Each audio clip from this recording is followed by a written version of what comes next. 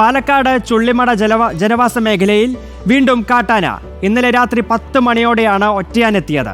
കഴിഞ്ഞ 2 ദിവസമായി പ്രദേശത്ത് 2 കാട്ടാനകൾ നിലയുറപ്പിച്ചതായും പ്രദേശവാസികൾ പറയുന്നു.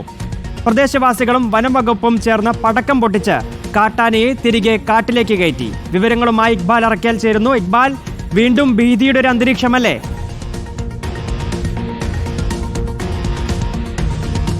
വെങ്കടേഷ്, അതായത് ഇന്നലെ രാത്രി 10 മണിയോട് കൂടിയാണ് ഈ ചുള്ളിമട മേഖലയിൽ ഈ ഒറ്റയാൻ എത്തുന്നത്. രാത്രി നാട്ടുകാരാണ് ആന ഈ ജനവാസ മേഖലയിലേക്ക് എത്തിയ വിവരം ആദ്യം അറിയുന്നത്. പെട്ടെന്ന് തന്നെ വനവകുപ്പിൽ വിവരം അറിയിക്കുകയായിരുന്നു. പിന്നീട് വനവകുപ്പ് ഉദ്യോഗസ്ഥർ ഉൾപ്പെടെ ഈ മേഖലയിലേക്ക് എത്തി.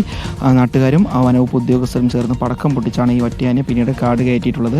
അത് വളരെ അപകടകരമായിട്ടുള്ള 2 ആനകൾ ഈ മേഖലയിൽ തന്നെ നിലയുറപ്പിച്ചിട്ടുണ്ട് എന്നാണ് നിലവിൽ നാട്ടുകാരുൾപ്പെടെ നൽകുന്ന വിവരം. നിരവധി കൃഷി ഉൾപ്പെടെ നശിപ്പിക്കുകയും ചെയ്തിട്ടുണ്ട് ഈ ചുള്ളിമട മേഖലയിൽ.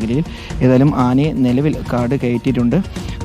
ആന തിരിച്ച്, അതായത് പൂർണ്ണമായും ഉൾക്കാട്ടിലേക്ക് ആന കയറി പോയിട്ടില്ല എന്നാണ് വനവകുപ്പ് നിലവിൽ നൽകുന്ന വിവരം. ഏതായാലും ഉടൻ തന്നെ ആനയെ പൂർണ്ണമായും ഉൾക്കാട്ടിലേക്ക് തുരത്താനാണ് വനവകുപ്പിൻ്റെ നീക്കം എന്ന് പറയുന്നത്. ആനകൾ ഇനി ജനവാസ മേഖലയിലേക്ക് തിരിച്ചെത്താതിരിക്കാനുള്ള നടപടികൾ സ്വീകരിക്കണം എന്നുള്ളതാണ് നാട്ടുകാരുടെ ആവശ്യം. സോളാർ ഫെൻസിങ്ങും അതുപോലെ തന്നെ ഹാങ്ങിങ് ഫെൻസിങ് ഉൾപ്പെടെയുള്ള സംവിധാനങ്ങൾ കാര്യക്ഷമമാക്കണമെന്നും നാട്ടുകാർ പറയുന്നുണ്ട്.